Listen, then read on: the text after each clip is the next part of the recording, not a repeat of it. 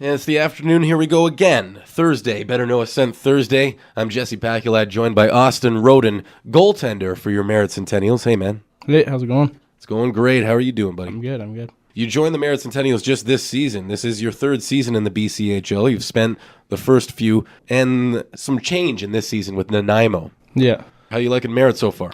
Good. Love Merritt. It's a great hockey town. Love the fans here. I like the rink. Yeah. All right, so let's talk about when you realized that you were coming here.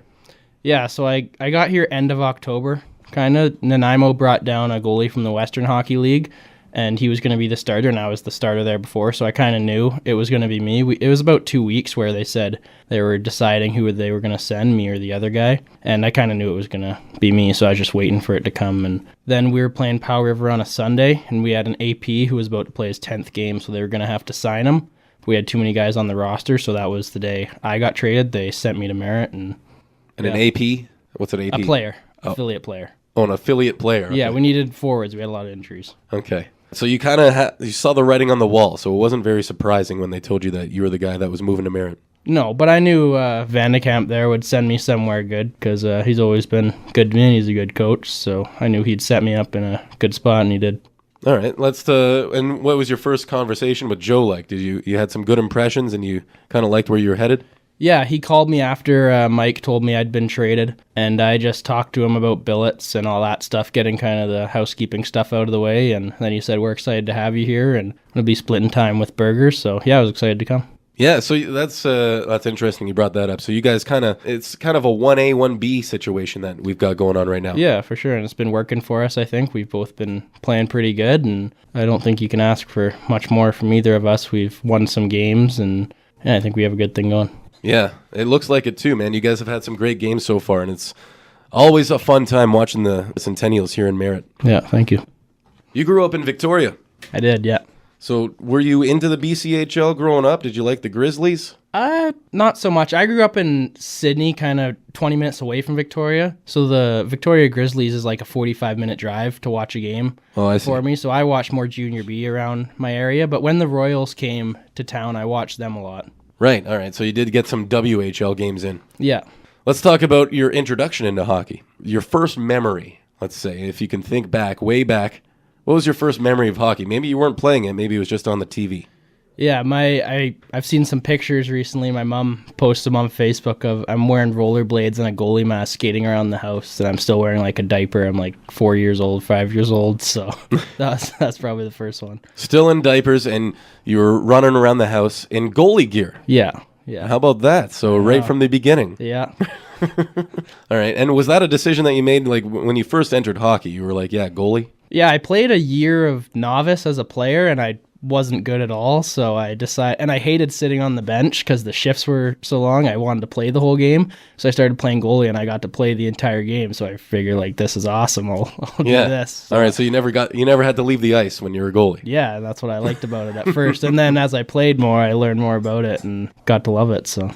Yeah, okay, so after your first year, you decide, well, I want to be on the ice more, and you become a goaltender, and that's exactly what happens. Now, your first few seasons, maybe you're playing, and then it had to hit you at some point when you realized that maybe you're better than some of the other goalies out there in your league, or maybe you had a future in the game. Do you remember that moment? It took me a while, yeah. It didn't happen until I think my second year midget. I was playing at the same organization my whole life, just with all my buddies having fun. And then I went to try out for a major midget team on the island, and I made that team. So that was kind of an eye-opener to me. I didn't think I'd make it going in, and I was the first goalie that they locked on the team. So not only did you make it, you were the starter? Yeah, that was the eye-opening moment for me. I think that I could do something. Right, okay. Yeah, that's a good moment then, because you just toss your hat. That's the good thing about hockey. If you just want to try out for a rep team, it doesn't matter if you're good. Yeah. You're allowed to try out. Yeah, for sure. So they bring you out to try out, and they realize that you've got what it takes to be a starter, and that's what opened your eyes to say, hey, maybe I can go somewhere. Yeah, absolutely.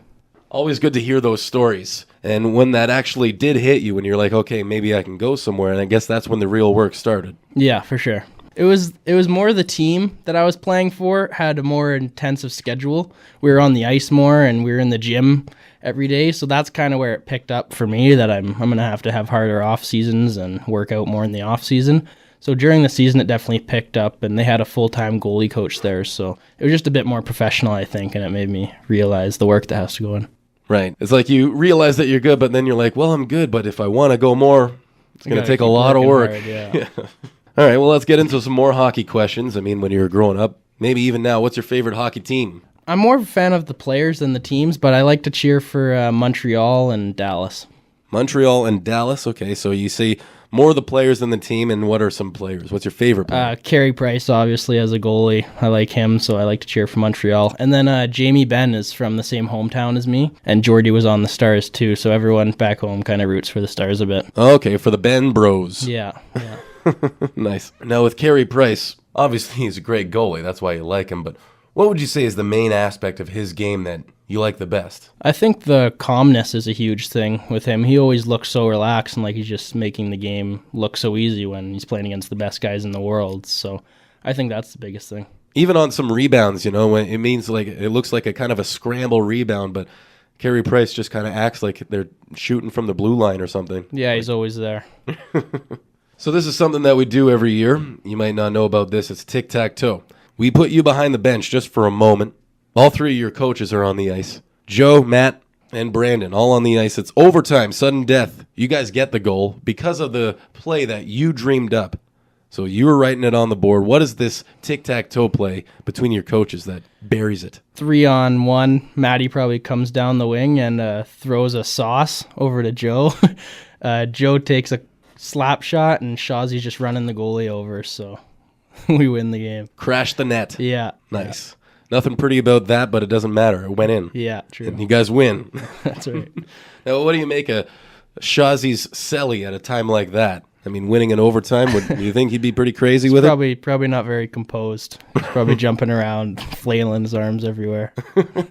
While you're on the bench, act like you've been there before. Yeah. Be a professional. Tic-tac-toe this week with Austin Roden, goaltender for your Merritt Centennials. Now, superstition, that's a funny thing in hockey, too. Do you subscribe to any superstitious things before a game? I've definitely met a lot weirder goalies than myself. I don't have anything really that I do. I tape my stick the same every day and warm up the same way, and I just kind of get my body ready. But I don't have anything really particular that I do other than taping my stick the same way. Does it have to go heel to toe? What are we talking here? No, I just tape it in the middle, sort of. I do the Jamie Benn tape job. Oh, okay. Yeah. And it has to be like that every game? Yeah. Okay. Now let's talk about some of these other weird goalies that you've seen. What's the weirdest thing that you can tell us? Yeah, I've seen some guys, they put their head completely under their chest protector and under their jersey, so they can't see anything, and then their hands are just flailing everywhere, pretending to make saves when they're sitting in the dressing room, and there's a couple weird ones I've like seen. A scared turtle. They put their head inside their gear. Yeah, and they're flailing their arms everywhere, and it's weird. Some weird breathing techniques I've seen guys do. And what do they say that helps them with? I mean, if you're just moving like visualization, I think. They're just imagining themselves stop pucks. That's probably the weirdest. I guess it's like when one of their forwards are blocking the net or something, they can't really see around them. I guess so. I don't really. I never tried it, but. Yeah, that's a pretty weird one. We've heard some weird ones before. That goes up there as well. Yeah. Let's go back to this. You had the first few seasons in Nanaimo. You came to Merritt. You're liking Merritt so far. Better fans. Definitely Merritt. Definitely Merritt. You didn't even have to wait about that one. No. Way smaller population and more fans, I think, are loyal here than Nanaimo. Yeah, you got some loyal ones here, that's for sure. Yeah. We're all led by one guy, too. That's the thing about Merritt. We have a team fan captain. He's on the radio a lot to tell us about the strategy. You've met him already. Team fan captain Jerry Dingleberry. What do you make of him? Yeah, Jerry was one of the first guys I met when I came to Merritt that night. I came to drop my gear off, and he was waiting in the stands to meet me, so I shook his hand and didn't really know who he was, but he's makes quite the impact on the fans out there. You can hear him from the ice. So he did make a special point to meet you.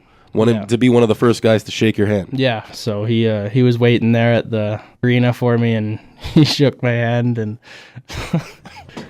yeah, he just introduced himself and said he was the fan captain. Never heard of a fan captain before, though. So yeah, I know. That's what's the one thing about Merritt. We do have a team fan captain, a guy that can lead the charge and let us know. The louder we are in the stands, the better you guys play on the ice. Would you say that's true as well? Oh, absolutely. I hear him out there every game, so. And it just kind of adds a little fire. If the crowd is loud, it adds something. Oh, yeah, absolutely. Jerry Dingleberry. And we heard about his first interaction with Austin Roden here on Better Know Ascent. Now, this is something that the Sens started doing with us towards the end of Better Know Ascent last year, and they took us, the fans, inside the dressing room to let us know a word or a phrase that only you guys use among yourselves. We've heard before words like jambalaya. We've heard schmelt to describe a rookie. And last week we learned that schmelt is short for smelly pile, I guess. That's what you like to call the rookies. Any other words or phrases that you can tell us that only the Sens use in the dressing room? Mine probably would have been schmelt. Schmelt. Yeah, I learned that word last year in Nanaimo from one of the vets, so that would have been my word. Okay, so that's not even a Merritt Centennials exclusive. That's what we're learning this week. I think that's global. It's just a global thing. People like to call the rookies the schmelts. Lots of schmelts in the world. All right, so we revisit schmelt and we discover it's not just exclusive to the Merritt Centennials, but it's kind of more of a hockey word. Yeah. Getting to know Austin Roden, goaltender of your Merritt Centennials, doing a bang-up job so far. So we're very happy to have him. You guys already clinched the playoffs. We know that now. Did we? Yeah. I thought we were in playoffs anyway because one team doesn't make it, but... Yeah. Well, pretty much you clinched it, but now you officially clinched it. Nice. Going to the playoffs. You are going to the playoffs. What are your experiences in the playoffs with the Nanaimo so far? How far have you made it with them?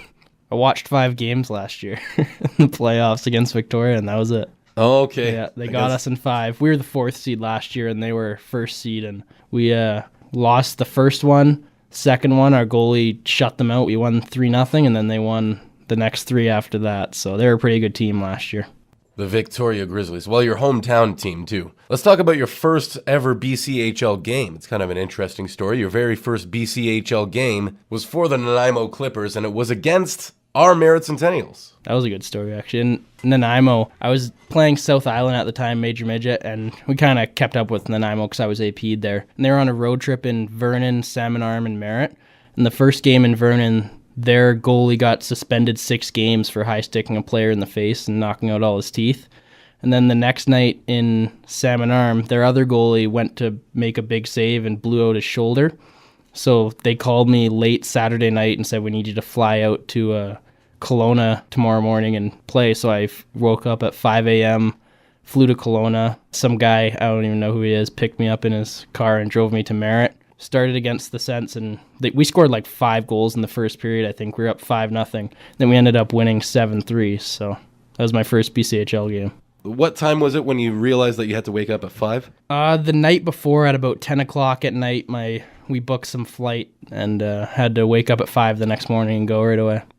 So going through your mind, I mean, you're excited, and then you're like, whoa, I got to get a move on here. Yeah, pretty exciting time, but also nerve-wracking. Yeah, all right, so you get between the pipes for your first one, and then you pick up the win against us, the Sens. Yeah. All right, you got one. You go back, and then how are you feeling after your first game? I was pretty happy. My dad was so excited. He was going to fly out with me just to watch the game, but didn't end up finding another plane ticket. So, yeah, it was awesome getting my first win. It was nice that it wasn't a close game, too, because I was pretty nervous. So. Oh, yeah. You had a bit of breathing room, and you're like, well, even if I let one in, we're still good right now. Yeah, for sure. And Nanaimo had a pretty good team that year, but, yeah, it was nice to get some scoring. So Austin Roden's very first game against us, the Merritt Centennials, and here he is with the Merritt Centennials. We're happy to have him this season. Hopefully we can get that going for another nice playoff run with the Sens, with this 1A, 1B situation. I'm liking that. I'm liking both you and Berger playing fantastic every time I see you guys. Thank you. And we end things on Better Know Ascent with a joke. I'll tell you a joke. See if I can make you laugh. I'm already laughing. Yeah, sometimes it can be difficult, but we'll see, man. I'll tell you the frog joke. It seems like a classic. Told it a bunch last year. I haven't told it so much this year, so we'll see. And I heard it originally from Norm Macdonald, and it kind of goes like this. A frog walks into a bank to get a loan. Can you imagine that? Frog walking into a bank to get a loan? And he walks up to the teller. She has a name tag on, as they do. You know what I mean at the bank there? You know what I mean? Yeah. They have those name tags? Yeah. And it says Whack. So her name's Mrs. Whack. Hello there, Mrs. Whack. I'd like to apply for a loan today, please. She says, I don't know, you're a frog. What's your name? Kermit. Nah, wait a sec now. You're not Kermit the Frog. He says, no, I was named after him. The name's Kermit Jagger. My father's Mick Jagger. My mom's a frog. He got married to a frog one time. It didn't make the tabloids. But I'm a result of that marriage. And I would like a loan today, please, because I'm getting older now and I'm ready for my own lily pad. And she says, well, you talk the talk. I'll treat you like I treat everybody else. How's that sound? He says, that sounds great. Well, this is what you need now. You need some collateral. Do you have any collateral? Frog reaches into his pocket and pulls out a tiny little shiny pink elephant. Just a little shiny pink elephant. Hands it over to Mrs. Whack. Patty's her first name, by the way. And she's looking at it. She says, I'm not sure if this is worth something or if it's worth nothing. I got to go check with the manager. I'll be right back. He says, hey, Mr. Manager, got this curious case for you. There's this frog out there, Kermit Jagger. He comes in for a loan and he gives me this darn thing. What is this? Manager kind of inspects it. He's looking and, this is a knick-knack. Patty Whack, give the frog a loan. His old man's a rolling stone. Sounds like a rap song.